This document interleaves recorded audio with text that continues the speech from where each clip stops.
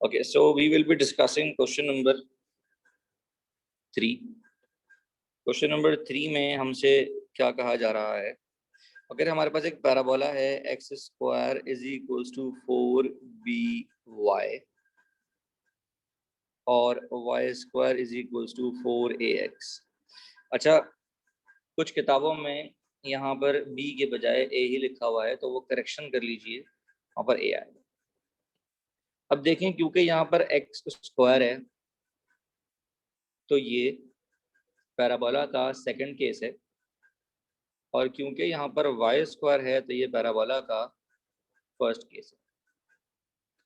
तो अब बेसिकली वो कहना क्या चाह रहे हैं, मैं ज़रा आपको बताता हूँ। वो ये कह रहे हैं कि दो अदद पैराबोला हैं,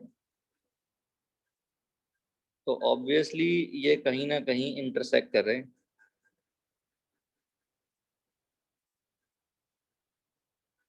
तो जनाब आपके सामने मैंने बनाया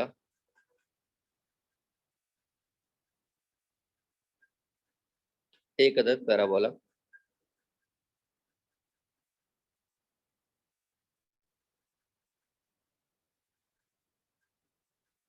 और उसके बाद मैंने बनाया जनाब एक और पैराबोला। जनाब एक बनाया मैंने फर्स्ट केस का और एक बनाया मैंने सेकंड केस का, जिसमें हम देख सकते हैं कि हमारे पास दो जगह पर कटिंग हो रही है, एक यहाँ पर और एक यहाँ पर। तो जनाब करना ये होता है कि हमारे पास दो अदद टेंजेंट बनेंगे इस कटिंग पॉइंट पे। तो एक टेंजेंट बनेगा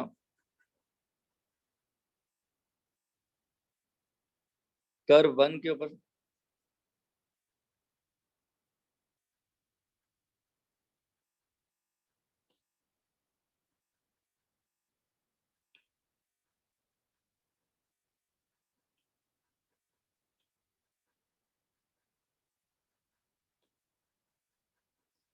और जनाब एक और टेंजेंट बनेगा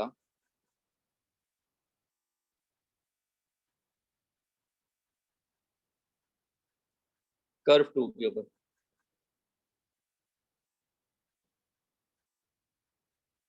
तो जहां ये मीट कर रहे हैं वहां पर मैंने कर्व 1 और कर्व 2 दोनों पे टेंजेंट बना दिया। तो जनाब ये है मेरे पास कर्व 1 और जनाब ये है कर्व 2। तो कर्व 1 का जो टेंजेंट है वो है जनाब टेंजेंट 1, और कर्व 2 का जो टेंजेंट है वो है टेंजेंट 2। इनके दरमियान के एंगल की बात हो रही है। तो इस एंगल को निकालने के लिए हम सबको ये बात मालूम है कि tan थीटा का फॉर्मूला यूज किया जाता है m2 minus m1 upon 1 plus m1 m2, क्योंकि एंगल बिटवीन द कर्व्स कोई चीज नहीं होती। जहां पर वो कर्व्स इंटरसेक्ट कर रहे होते हैं उस इंटरसेक्शन पॉइंट पर हम टेंजेंट्स ड्रॉ करते हैं, और उन टेंजेंट्स के दरमियान जो एंगल होता है उसको हम angle between the curves assume करते हैं।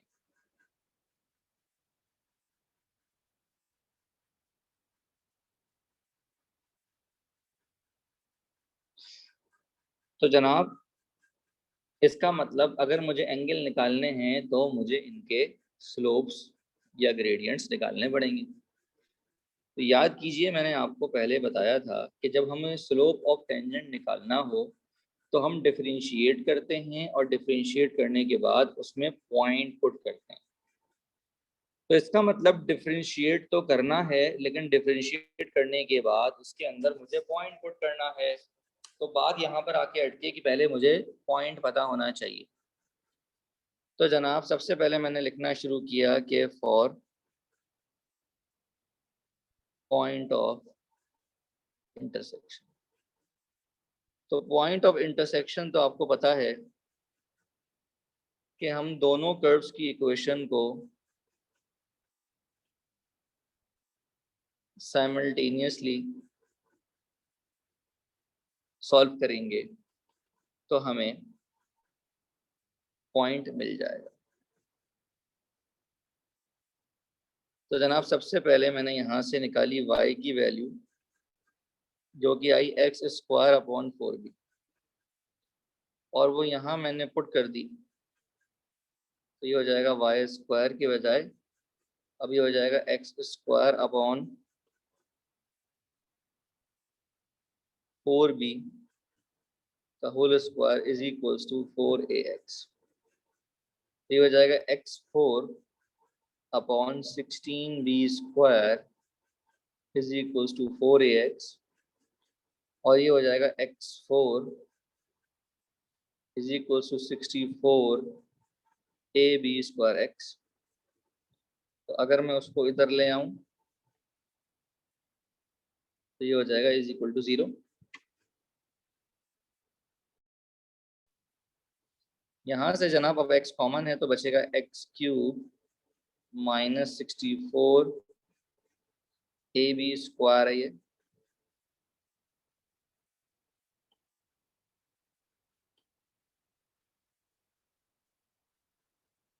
तो जनाब जब आइदर और करेंगे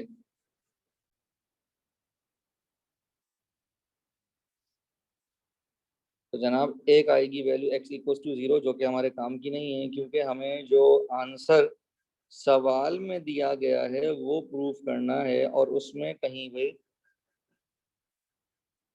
जो वैल्यूज हैं वो a और b की फॉर्म में हैं।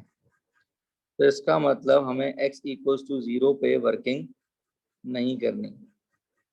तो अगर मुझे यहाँ से x निकालना है तो मैं क्यूब रूट लगाऊंगा,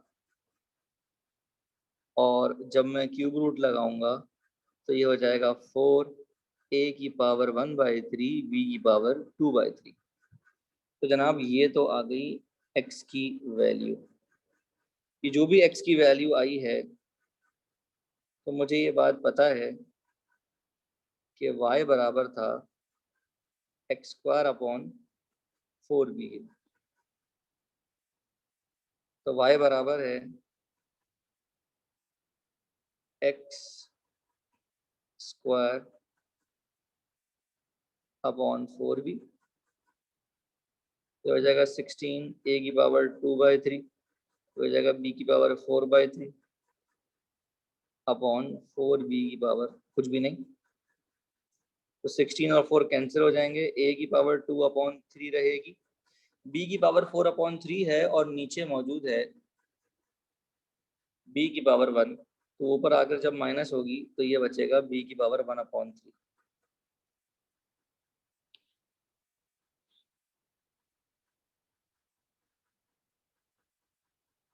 तो जनाब इससे हमारे पास हमें y की वैल्यू भी मिल गई। तो x और y की दोनों की वैल्यूज हमें मिल चुकी हैं। तो अब हमें तब क्योंकि हमें स्लोप ऑफ टेंजेंट चाहिए तो अब हम डिफरेंशिएट करेंगे। तो हम दोबारा से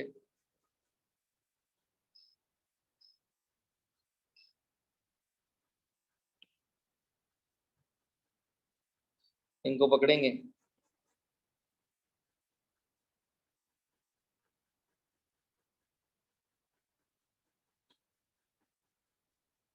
तो मैं इसको लिखूंगा y is equals to X square upon 4b, या मैं लिखूँ 1/4b इंटू एक्स स्क्वायर, और इसको मैं लिखूँ y is equals to 2a power half X power half. तो मैं अब करूँगा जनाब differentiate with respect to x।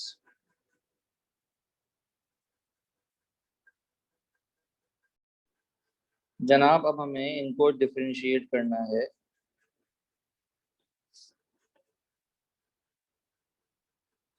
Differentiation तो हमारे बच्चों को आती है जनाब, पावर नीचे उतरेगी, पावर में से एक माइनस होगा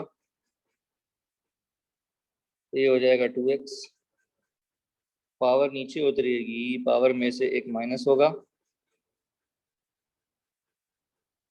ये हो जाएगा half X power minus half. तो जनाब ये हो जाएगा एक्स अपॉन टू बी, और ये हो जाएगा A power half upon x power half. तो जनाब हमारे पास जो एक्स की वैल्यू थी वो हम पुट कर देंगे, तो वो थी 4a पावर 1/3 और b पावर 2/3। तो जनाब ये हो जाएगा टेंजेंट 1 का स्लोप,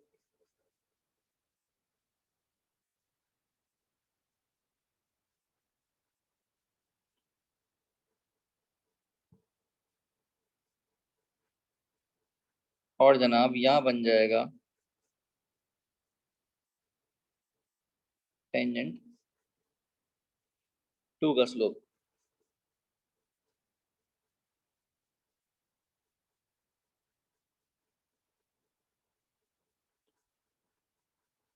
जनाब बेस से हम पावर ऐड कर रूट लगा देंगे, तो ये हो जाएगा b पावर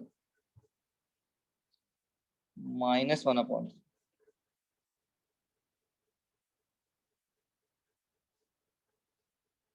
और जनाब यहाँ पर करेंगे हम सिंप्लीफिकेशन,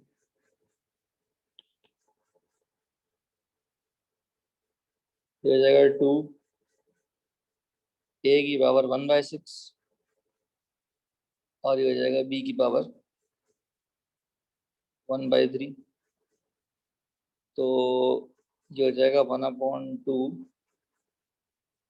और ये ऊपर आगे हो जाएगा a की पावर -1/3, हो जाएगा b की पावर -1/3।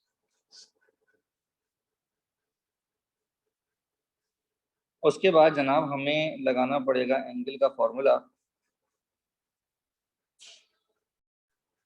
अब जनाब हमें जो tan थीटा का फॉर्मूला यूज करना है, उन्होंने कोई डायरेक्शन हमें नहीं दी है, तो हम बड़े में से छोटे को माइनस करेंगे, तो जनाब ये बनेगा m1 माइनस m2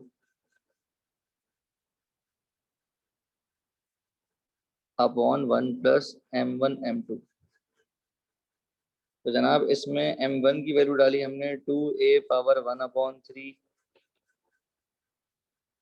b की पावर -1/3, और फिर हमने m2 की वैल्यू डाली, वो है 1/2 a की पावर -1/3 और b की पावर -1/3। अच्छा, अगर हम चाहें तो इसको आसान करके भी लिख सकते हैं, तो ये मैंने आसान बना लिया। इसको हम m2 माइनस m1 इसलिए नहीं कर रहे क्योंकि डायरेक्शन नहीं है, तो हमेशा हम बड़े में से छोटे को ही माइनस करेंगे। जब डायरेक्शन इन्वॉल्व हो जाएगी तो फिर हम देखते हैं कि एंगल कहाँ से और कहाँ तक आ रहा है, और क्योंकि अब इन्होंने डायरेक्शन नहीं दी है तो इसीलिए हम बड़े में से छोटे को माइनस करेंगे।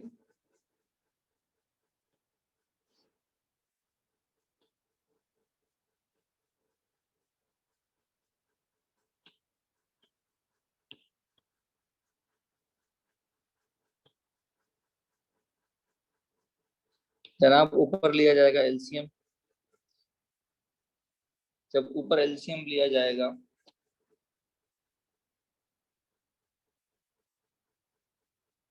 तो ऊपर एलसीएम आएगा जनाब 2a की पावर 1/3 b की पावर 1/3। तो पहले वाले के पास जो नहीं है वो जाकर मल्टीप्लाई होगा, तो a पावर 1/3 नहीं है तो वो जाकर मल्टीप्लाई होगा, और उसके पास 2 भी नहीं है तो 2 जाकर मल्टीप्लाई होगा, हो जाएगा 4, और ये बन जाएगा a की पावर 1/3 इंटू ए की पावर 1/3। जबकि इसके पास दोनों मौजूद हैं तो ये 1 ही रहेगा।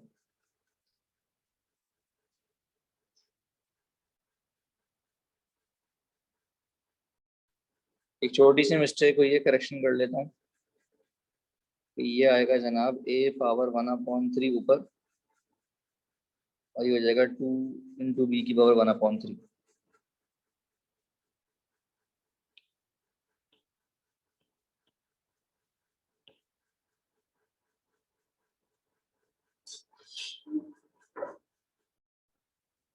तो जनाब अब यहाँ पर हम वैल्यूज पुट कर रहे हैं।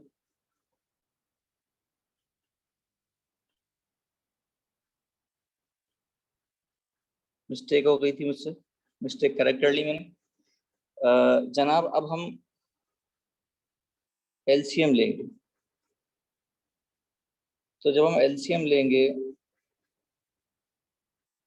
तो ऊपर आएगा एलसीएम 2b⁻1/3। ये 2 टू द उधर जाकर हो जाएगा 4, और दूसरे वाले पे फर्क नहीं पड़ेगा। ये डिवाइड में है और इनका भी जो एलसीएम है ये दोनों मल्टीप्लाई हो जाएंगे। तो ये हो जाएगा 2b⁻2/3। तो ये हो जाएगा 2b⁻2/3, और ये प्लस हो जाएगा 2a⁻। बेहतर है कि हम कैंसिल कर दें। तो अगर हम यहाँ पर 2 से 2 कैंसिल कर दें तो ये हो जाएगा b⁻2/3 प्लस a⁻2/3, और ये हो जाएगा b⁻2/3। तो ये हो जाएगा 3a⁻1/3। ये हो जाएगा 2b⁻1/3। डिवाइड वाले को हम उल्टा के लिख लेंगे। ये लिखा जाएगा b⁻2/3 upon a⁻2/3 plus b⁻2/3। अब जनाब बेस से हम पावर ऐड करूँ, दोबारा से लगा दें। ये हो जाएगा 3a⁻1/3 b⁻1/3 upon 2 into a⁻2/3 plus b⁻2/3। और अब हम उस तरीके से लिख सकते हैं जिस तरीके से किताब वालों ने लिखा है, कि हम थीटा को लेफ्ट हैंड साइड पर छोड़ें और टेंजेंट को राइट साइड पर ले जाके इन्वर्स कर दें। तो जनाब हमारा जो रिक्वायर्ड आंसर किताब में मांगा गया था वो हमने कर दिखाया।